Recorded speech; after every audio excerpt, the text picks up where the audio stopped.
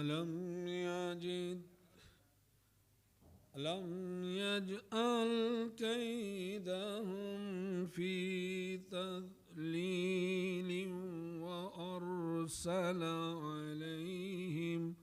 طيرا أبابيل بسم الله ترميهم بحجارة من سجيل فجعلهم كعصف مأكول بسم الله الرحمن الرحيم لإيلاف قريش إيلافهم رحلة الشتاء والصيف فليعبدوا رب هذا البيت الذي أطعمهم من جوع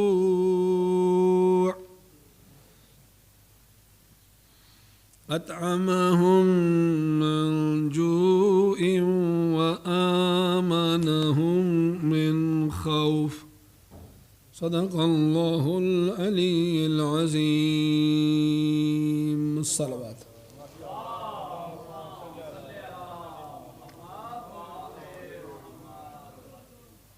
خداوند عالم کی بارگاہ میں دعا گو ہے رب کائنات ہم سب کی تکالیف پریشانیاں مالک دور فرمائے اور مومن کرام آج جو ہے الحمدللہ 8واں روزہ جو ہے اپنے اختتام پذیر ہے ہو رہا ہے اللہ پاک نے جو ہمت اور طاقت دی اس کے صدقہ میں ہم سب نے روزہ رکھا مل کے بآواز بلند صلوات پڑھ دیں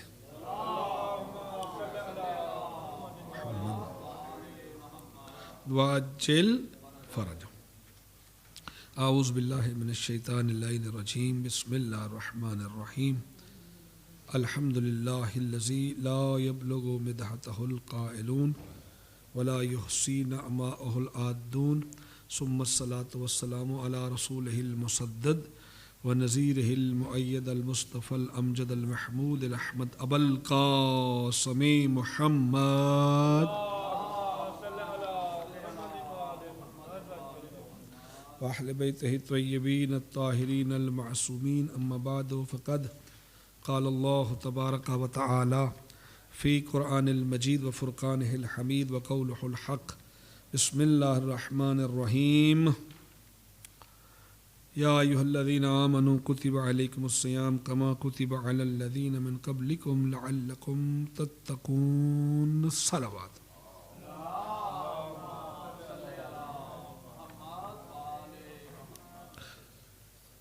سورہ مبارکہ بقرہ کی آیت پڑھی گئی ہے جس میں اللہ ارشاد فرما رہا ہے یا ایھا الذین آمنوا کتب علیکم الصیام اے صاحبان ایمان اللہ نے روزے تمہارے اوپر فرض قرار دیے ہیں جس طرح تم سے پہلی والی امتوں پر روزے فرض قرار دیے گئے تھے یہ مت سوچنا کہ تم ہی صرف صبح سے شام تک روزہ رکھتے ہو بھوک اور پیاس برداشت کرتے ہو تم سے پہلے والی امتیں بھی اللہ کی بندگی ایسے ہی ادا کرتی رہی ہیں روزہ نام ہے صبح سے لے کے شام تک ان چیزوں سے باز رہنے کا جو روزے میں نہ ہو تو وہ بندہ بجا لا سکتا ہے تو جب ان میں باز نہ رہ سکے اور روزہ بھی نہ رکھ سکے تو پھر اس کا جرمانہ پے کرنا پڑے گا فائن پے کرنا پڑے گا اور وہ دو طرح کی چیزیں ہیں کہ روزہ بھی رکھنا ہے اور اس کا جرمانہ بھی دینا ہے وہ اور ایک وہ سچویشن ہے کہ وہ مقامات جہاں صرف روزے کی قضا واجب ہے جرمانہ واجب نہیں ہے آج انشاءاللہ وہ تھوڑی چیزیں بیان کی جائیں گی یعنی چند صورتیں ایسی ہیں کہ جہاں انسان پر صرف روزے کی قضا واجب ہوتی ہے اور کفارہ واجب نہیں ہوتا یعنی کہ روزہ چھوٹا تو ہم سفر پہ گئے تو جائز سفر تھا اور جانا بھی جائز تھا تو صرف اس کی بعد میں قضا کریں گے اس کے اوپر کفارہ نہیں ہے۔ نمبر 1 یہ کہ رمضان کی رات میں جنب ہو، اور اس تفصیل کے ساتھ کل جو اس طرح ہوا تھا، اذان صبح تک یا دوسری یا تیسری نیند سے بیدار نہ ہو تو پھر اس کی قضا ہے، جرمانہ نہیں ہے۔ نمبر 2 یہ کہ ایسا کام تو نہ بجا لائے جو روزہ کو باطل کرتا ہے، مگر روزہ کی نیت نہ کرے، یا ریا کی نیت کی ہو، یعنی لوگوں کو دکھانے کے لیے کی غرض سے روزہ رکھا ہو،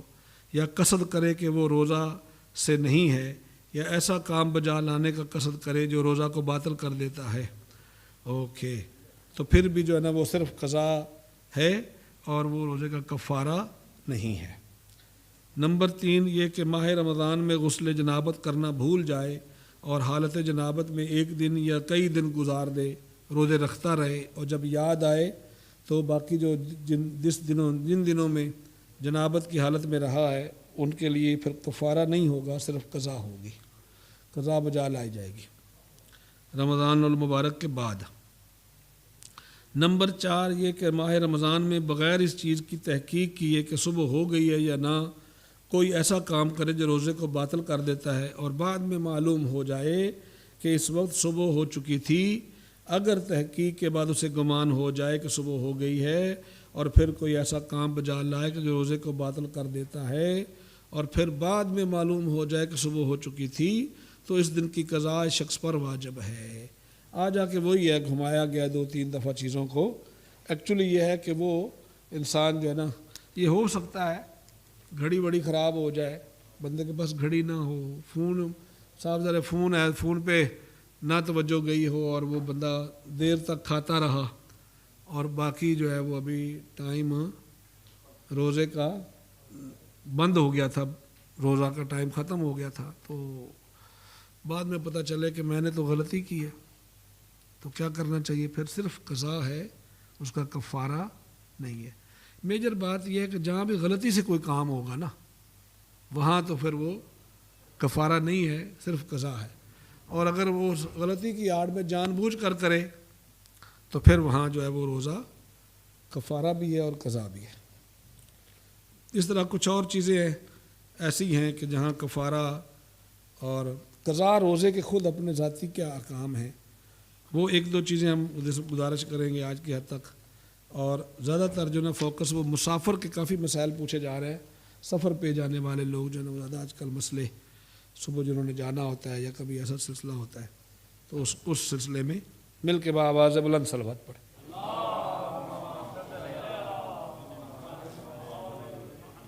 وعجل فرجہ،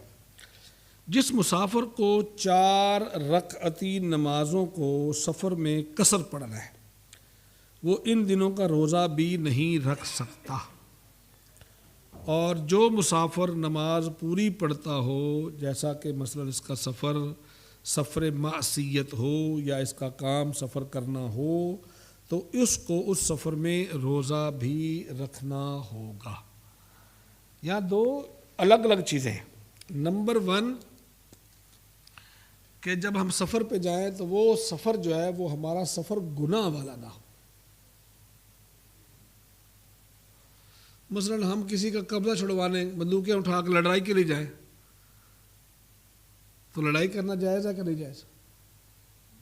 نہیں کرنا جائز، سفر نہ جائز۔ ایک بندہ ہے اس کا پیشہ ہے چوری کرنا، اور وہ چوری کرنے جائے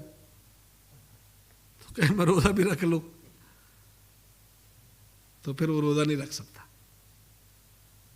ایک ہے کہ سفر بھی جائز ہے اور بندے کا سفر کرنا بھی جائز ہے، بندہ اپنے کسی ذاتی کام کے لیے جا رہا ہے اور بالکل عموماً آدمی یہ سلسلہ ہے، تو وہ جب یہاں سے مانچسٹر جاتا ہے تو وہاں جا کے اس کو ظہر کی نماز بھی 2 رکعت پڑھنا پڑتی ہے، عصر کی بھی 2، جو 4 رکعتی نماز کا سلسلہ کہا گیا ہے۔ تو جہاں جہاں انسان کی نماز قصر ہے وہاں وہاں روزہ بھی چھوٹ ہے، بعد میں پھر وہ رکھے گا، لیکن اس کی وہ جرمانہ نہیں پے کرے گا، 60 روزے نہیں، ایک ہی روزہ جو چھوٹا ہے وہی رکھنا پڑے گا۔ تو سفر جائز ہو اور مسافر بھی جائز ہو تو پھر وہ روزہ صرف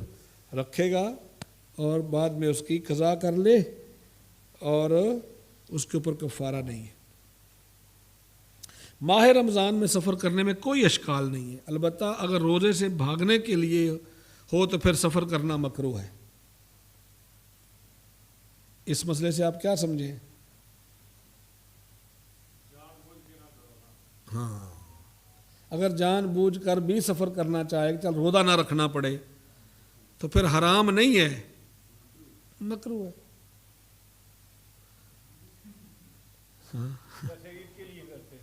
ہاں جی، اس کے لیے ہاں، لیکن اس میں شاید اور اس کا اور ہے، عید والا اور ساتھ کام ہے۔ ہاں عید والا بھائی اور ہے، عید اصلاح یہ ہے کہ عید جو ہے نا وہ کچھ جو ہے نا مجتہدین یہ کہتے ہیں کہ آج عید ہے، کچھ کہتے ہیں کہ آج روزہ ہے۔ جو کہتے ہیں نا آج عید ہے وہ کہتے ہیں کہ دنیا میں کہیں بھی چاند نظر آ جائے تو وہ پوری دنیا کا ہی ایک چاند ہے۔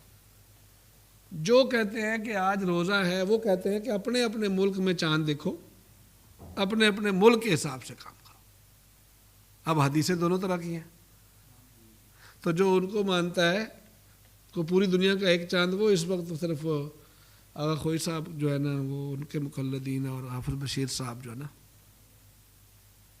ان کا فتویٰ ہے کہ دنیا میں کہیں بھی چاند نظر آ جائے تو وہ چاند ایک ہی گنا جائے گا۔ اس دفعہ بھی پتہ آپ کو ہے چاند جو ہے نا وہ کینیڈا میں روزہ ہوا ہے، آج 9واں روزہ ختم ہوا ہے، امریکہ، کینیڈا، آسٹریلیا۔ ہاں ان کا بھی پہلا تھا، ہفتے کا تھا، آیت اللہ خوئی صاحب کے، ان کا یہی فتویٰ ہے کہ وہ کہتے ہیں دنیا میں ایک ہی چاند گنا جائے گا۔ باقی مجتہدین یہ کہتے ہیں کہ زیادہ سے زیادہ اتنا کر سکتے ہیں کہ جو ساتھ والا ملک ہے جس کا سکائی آپس میں افق ملتا ہے وہ آپس میں شیئر کر لیں کہ وہ ایک ہے، باقی نہیں۔ تو اس وقت یہاں یو کے میں دوسرے دن نا چاند کافی دیر تک رہا، تو لوگوں نے یہی کہ آج چاند کافی دیر تک رہا، یہ دیر تک رہنا اس بات کی دلیل نہیں ہے کہ آج دوسری کا چاند ہے، ہاں یہ نہیں ہے، کیونکہ دیکھیں چاند جب پیدا ہوتا ہے تو 20 گھنٹوں کے بعد وہ آسمان پہ نظر آتا ہے، نیکڈ آئی سے وہ دیکھ سکتے ہو۔ اس دفعہ جو چاند تھا یو کے میں وہ 15 گھنٹے تقریباً اس کے پیدا ہوئے ہوئے تھے، 5 گھنٹے اس کے باقی تھے، 5 یا 4.5 گھنٹے۔ تو امریکہ اور کینیڈا ہم سے وہ بہت 5 گھنٹے وہ پیچھے ہیں،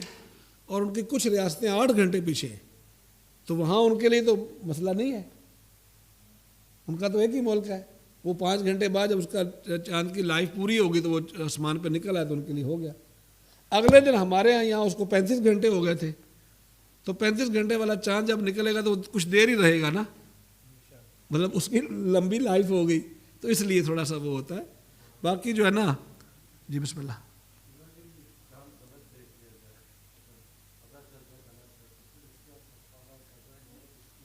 ہاں مطلب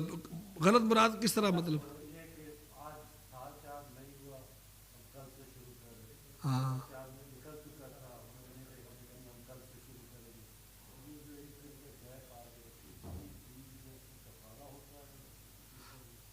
ہاں یہ جو ہے نا اس کے لیے بڑا سادہ سا قانون ہے کہ مومنوں کو یہ چاہیے کہ مومنین جو ہے نا جب وہ یوم الشک ہو، آخری دن ہو شعبان کا، تو وہ روزہ رکھ لیں، اور یہ نہ پتہ چلے کہ شعبان آج لاسٹ ڈے ہے یا فرسٹ ڈے رمضان کا ہے تو روزہ رکھ لیں۔ اگر وہ نہیں رکھتا، مثلا غلطی ہو گئی کہ سمجھا یہی اعلان تھا کہ بھائی کوئی نہیں روزہ آ جائے، تو اصلی روزہ تھا، 3-4 دن گزرنے کے بعد پتہ چلا کہ نہیں روزہ ہے، تو پھر اس مومن کے لیے اور شریعت اور سارے جو مجتہدین اور علماء فرماتے ہیں کہ وہ بندہ رمضان گزرنے کے بعد ایک روزہ رکھ لے، قضا، کفارہ نہیں ہے۔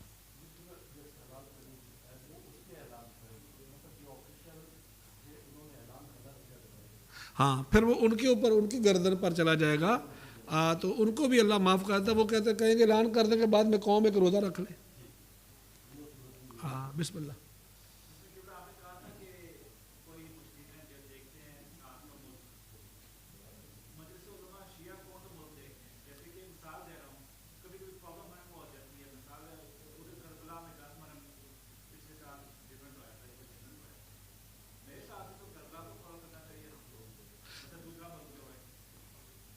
وہ نا ساتھ ہو اس کا نیبر کنٹری، وہ نیبر کنٹری کرتا ہے۔ مجلس علماء جو ہے نا وہ جو یہاں کی ہے نا آبزرویٹری اس کو کرتے ہیں. نہیں پاکستان کو نہیں, پاکستان کا موراکو قریب ہے ہمارے, اس کو بھی مطلب نیبر کنٹری, وہاں بھی اگر ہو جائے تو وہ ایکچولی آج کل تو بھائی بڑا ایزی ہو گیا ہے, پہلے ہی آ جاتا ہے کہ فلان چاند اتنے منٹ پر اتنے جہاں, سائنٹیفک وہ طریقے سے تو وہ فالو کرنا. ہاں اس دفعہ وہی کیا انہوں نے, وہ ویسے غلط ہوا تھا جو آپ کہہ رہے ہو نا, عاشورہ کا تو ہم لوگوں کو وہی کرنا چاہیے. مثال کے طور پر آپ کو, جی بسم اللہ, کوشچن ہے.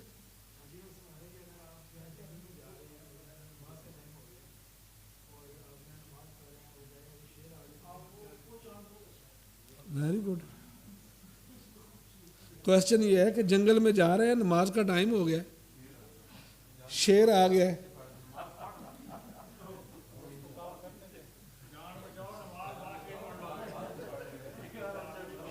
جان بچا کے نماز لمبی دیر. لیکن ایک اور شاہ جی ایک اور کوشچن آیا ہے. نہیں یہ سب سے بیسٹ ہے. حکیم صاحب پتہ کیا فرماتے ہیں, چاند کو اپنا کام کرنے دیں, شیر کو اپنا کام کرنے دیں. ٹھیک ہے شاہ جی, اصلی شرعی مسئلہ یہ ہوا ہے جنگل کا کہ جنگل میں جا رہے ہیں اور پتہ نہیں کعبہ کس طرف ہے, کدھر منہ کر کے نماز پڑھے. ٹھیک ہے, تو اس کے لیے حکم یہ ہے کہ چاروں طرف منہ کر کے نماز پڑھے. اگر شیر خوف, اب آپ کا مطلب ہے خوف ہو جائے بندے کو تو کیا کرے, شیر ہے, کوئی اور درندہ ہے, کوئی سانپ ہے, کوئی, پھر وہ نماز کا ٹائم ہے تو وہ تھوڑی نماز ڈیلے کر لو جب تک خوف ضائع ہو جائے, تو وہ اس لیے وہ ہو سکتا ہے.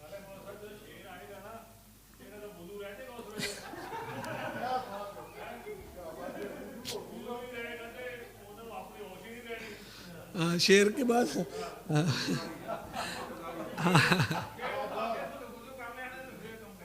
بر محمد والے محمد صلوات اللہم صلی علی محمد وآل محمد وعجل فرج.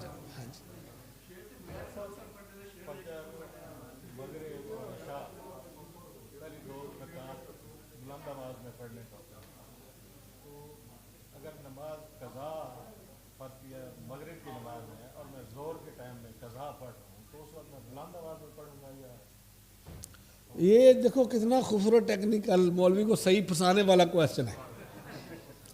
کویسچن یہ ہے, نماز صبح, نماز مغرب, نماز عشاء, اس کی پہلی 2 رکعتیں اکیلا پڑھے یا جماعت کے ساتھ بلند آواز سے پڑھنا ہے. الحمد شریف اور سورہ مبارکہ بلند آواز سے پڑھنی ہے. ٹھیک ہے, اور اب ظہر کی نماز میں اگر کوئی نماز مغرب اپنی قضا پڑھے تو وہ بلند پڑھے گا, اور جماعت ہو رہی ہے, جماعت کا اگر علاوہ اس نے پڑھنا ہے تو وہ بلند ہی پڑھے گا, بے شک زور کا وقت ہو. ایکچولی یہ وقت کے لیے نہیں ہے. اب زور کا وقت تو ماشاءاللہ آپ دیکھو نا 3-4, ہاں وہ جماعت کے ساتھ آپ پڑھتے ہو نا جب, تو وہ آپ نے پھر پیچھے سکون سے کرنا ہے. ایک دوسرا, آپ اکیلے بھی پڑھتے تو زور کے لیے حکم ہے کہ آپ آہستہ پڑھو گے. اصل کے لیے آپ اب زور کی نہیں پڑھ رہے, آپ کے پاس زور آپ نے پڑھ لی, تو آپ کا ٹائم آپ نے کہا کہ میں چلو قضا مغرب کی پڑھ لوں, عشاء کی پڑھ لوں, 5-6 نمازیں میں پڑھ لوں, تو پھر جو نماز کا حکم ہوگا وہ پڑھا جائے گا. پھر آپ اونچی آواز سے مغرب بھی پڑھو گے, اونچی آواز سے عشاء بھی پڑھو گے, اونچی آواز سے صبح کی نماز بھی پڑھو گے. ٹھیک ہے, مسئلہ حل ہو گیا. بسم اللہ بسم اللہ.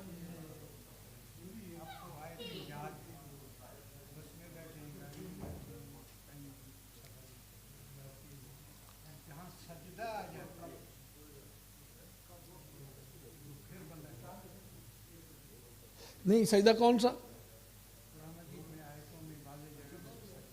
بالکل ٹھیک ہے.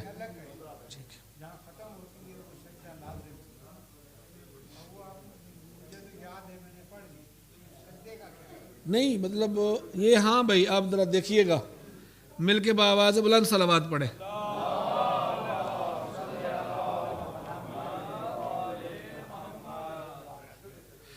قرآن مجید بندہ ٹرین میں ہو یا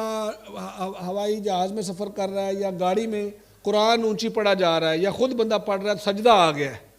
یا تو سجدے کی آیت کو چھوڑ دیا جائے، اگر سن رہا ہے بندہ، اگر سجدہ واجب آ گیا ہے تو واجب سجدے کے لیے حکم ہے فوراً سجدہ کیا جائے، اور کعبے کی ڈائریکشن ہونا واجب ہے۔ واجب جو 4 سجدے قرآن میں ہے نا، ان کے لیے کعبے کی ڈائریکشن کا ہونا واجب ہے، اور 11 سجدے مستحب ہیں، اور 11 سجدے جو ہے وہ گاڑی ہو جو بھی ہو آپ پڑھ رہے ہو وہ جدھر مرضی منہ کر کے سجدہ کر سکتے ہو، وہ کیونکہ واجب نہیں ہے۔ اللہ کی بارگاہ میں قرآن کی اس آیت پہ سجدہ کرنا مستحب ہے، تو آپ جدھر بھی آپ کا منہ ہو، گاڑی ہو، آپ اپنے ہاتھ پہ رکھ کے جس طرح بھی کر کے آپ سجدہ کر سکتے ہیں۔ اتنا لمبا نہ کریں کہ بندہ پھر بندہ ہی نہ رہے، اسٹیئرنگ میں بیٹھا ہوا ہے اور اتنا ہی کرے۔ ہاں جی، جو واجب ہے نا اس کے لیے ڈائریکشن ضروری ہے، وہ آیت روک لے پھر آگے مل کے آواز سے بلند صلوات پڑھے۔ ٹائم ہو برائے خوشنودی محمد و آل محمد صلوات، اللہم صلی علی محمد و آل محمد۔ بسم اللہ الرحمن الرحیم۔ اللہ اکبر، اللہ اکبر، اللہ اکبر، اللہ اکبر، اشہد ان لا الہ الا اللہ، اشہد ان لا الہ الا اللہ، اشہد ان محمد رسول اللہ، اللہم صلی علی محمد و آل محمد، اشہد ان محمد رسول اللہ، اللہم صلی علی محمد و آل محمد، اشہد ان امیر المومنین و امام المتقین وقاتل المشرکین علی ولی اللہ صلوات اللہ وسلام علیہ اجمعین، اشہد ان امیر المومنین و امام المتقین وقاتل المشرکین علی حجت اللہ علی الخلق، اللہم صلی علی محمد و آل محمد، حی علی الصلاۃ، حی علی الصلاۃ، حی علی الفلاح، حی علی الفلاح، حی علی خیر العمل، حی علی خیر العمل، اللہ اکبر، اللہ اکبر، لا الہ الا اللہ، لا الہ الا اللہ، محمد رسول اللہ علیہ ولی اللہ۔